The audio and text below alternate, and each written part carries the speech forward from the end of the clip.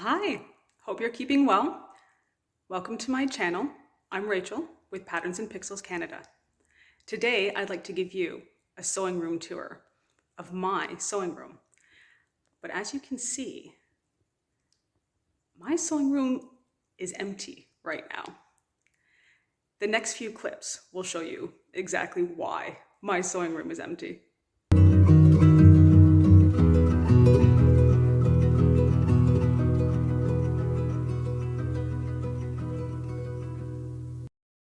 The first room I'd like to show you is the room I currently use as my sewing room.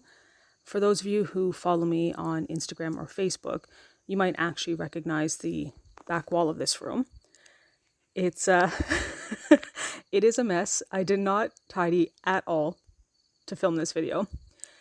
All I did was open up the curtains so that it's nice and bright in there. It's a bedroom in the house that I've sort of taken over, and it's a mess. Not only do I have all of my sewing kit in there, but we also were undergoing, that's sonar. We were also undergoing a renovation. And so a lot of the boxes and furniture that were in the way of that renovation got moved into this room. And you'll see I've got some clothes on the back of a chair there. That's because I can no longer get to the closet to hang up the clothes. And so I do all of my sewing on that tiny kitchen table, and any filming that I do for Instagram or Facebook is all squashed in that corner, and I'm very much looking forward to properly sorting and organizing and getting this all into our new sewing space. I really debated whether or not I would show this room because it is incredibly embarrassing. This is another bedroom in our house. Yeah. Sonar's followed me in. Just about everything in this room is sewing related. And in my defense, in the last few years, I have moved 3 times. And this time I knew we were going to be renovating this house, so we would have a dedicated sewing room. Which means I decided to pack all of my sewing supplies such that they could be left in long-term storage until the renovation was complete. Now you've seen what I'm working with. I've decided, instead of getting stressed and anxious about trying to unpack those 2 rooms into this space, I'm going to leave everything right where it is. And as I'm working on projects, I will find those items and bring them into what we've affectionately called our sewing palace. I know the first thing I'll be bringing up here is my sewing machine and my cutting mat. After that, we'll see. To begin with, I want to show you the counter and salsa that we had installed. You can see that we've got 3 cupboards at the front, but this last one here actually isn't a cupboard. It's drawers that come around the side. And I'm not sure what I'm more excited for, the fact that I've got drawers or the fact that they're soft clothes. I don't even have that in my kitchen. Now, I don't know how well it's showing on the video, but this counter is actually really deep. It's 36 inches. And I asked for that specifically so that I could roll out larger pieces of fabric while I'm doing my work. It's also a Decton material. It's very smooth. Again, something I specifically requested, so that way I didn't have my material catching on anything. And you can see quite reflective. I'm definitely going to need to get curtains. Another feature I had asked for when this was installed was that my plug sockets were pulled to the front. Because the countertop is so deep, I would struggle to reach the ones at the back. They did leave that one up there. I can't reach that unless I climb on the counter. So whatever's going to be plugged into that is going to stay plugged into that. If I turn the camera slowly, you can then see that I've got a patio door here. This renovation has actually taken place in what used to be our garage, which is probably why there's quite an echo to my commentary. That patio door used to be a garage door, and we spent a lot of time trying to figure out how we would handle taking the garage door off? Were we just going to take it off and make it wall? But then what was that going to look on the outside of the house? We decided to go with patio door because it would give me a lot of extra light. And what you can see there is obviously our driveway and the new garage. So I think this is perfect because now I can just drive my car right up to this door and unload all of the fabric that I buy. If I keep panning the camera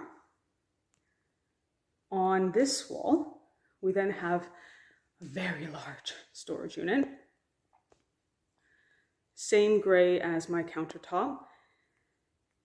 I cannot wait to start filling this. And then on either end, we've got some open shelving. That's going to be used to display my antique sewing machines. Problem is, there's not enough shelf for the amount of sewing machines that I have, which means I'm going to have to decide which ones get to go on display, which ones don't. And there's Sonar. I think you've made an appearance in all of my videos, young man. Let me just, since he's sitting so nicely, let me just say here, Sonar adopted us. About a year ago, he showed up on the property. Teeny tiny little guy, little kitten. He has a really sad meow. He probably won't do it. He doesn't do it often. And he hung around, and we already have cats. So I spent a lot of time trying to convince him to come in. I was giving him cat food. We do have an outdoor cat house that is heated.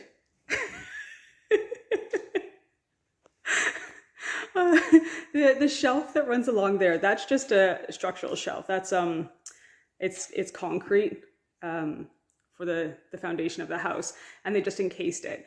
And I had always assumed that I could store maybe some of my other antique sewing machines on that shelf, but I frequently catch Sonar. It's a perfect width, isn't it? I frequently catch him walking along it, so I don't think, no, I'm not going to be able to put anything on there. Back to what I was saying though, he did show up. It took us months. He showed up in July, and it wasn't really until winter where we could convince him to come into the house, and even then we couldn't go anywhere near him. We did eventually, we used a live trap, trapped him. He was none too pleased. Took him to the vet, got him all sorted. And as soon as we did that, he was a lot calmer, actually. And now he is the most lovable little guy. He's one of our only cats that actually lets us give him belly rubs. Although right now, while he's attacking the fly, it's probably not going to happen. He's such a sweetheart. Not to the fly, but, you know, to us. All right, the only other piece of furniture that I have in this space right now is this giant antique dining room table. It will eventually become my sewing table. I do plan on putting my machine on this table. Yes, I know it's not technically a sewing table, and the best sort of sewing table would be one where the sewing machine sits inside. But this table does have sentimental value.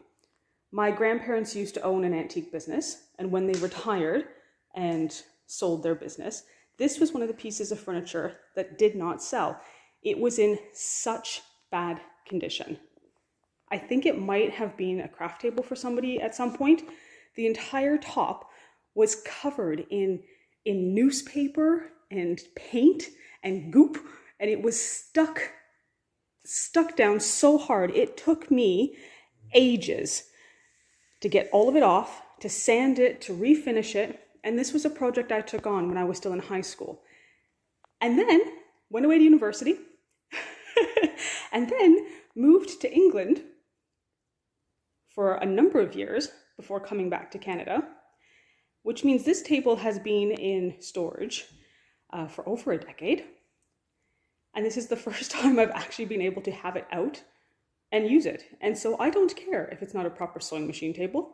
I'm going to use it. I have one more wall to show you.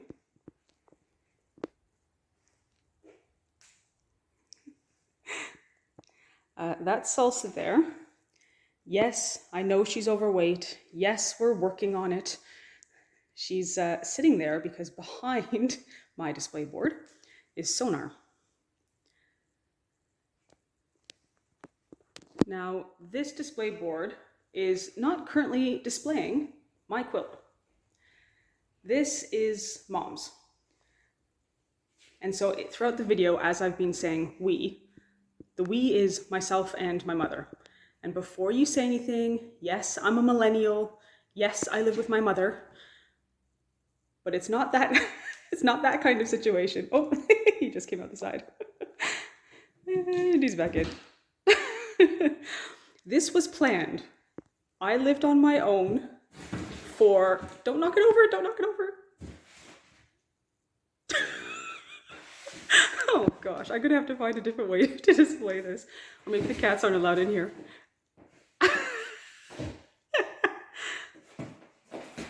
Honestly, he's such a little ham. You don't need to be in every video, sir. Sonar. Yeah. As I was saying, I did live away from home for a very long time.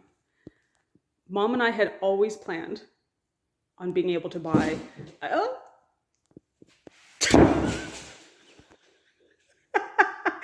oh my goodness, welcome to Quilting with Cats. Now that they've both run out, let me finish my sentence. Mom and I had always planned on living in a nice big house on a nice big piece of land in the country. This was planned. So when I sold my home in England and moved back to Canada, we spent some time finding the perfect property. And this was it.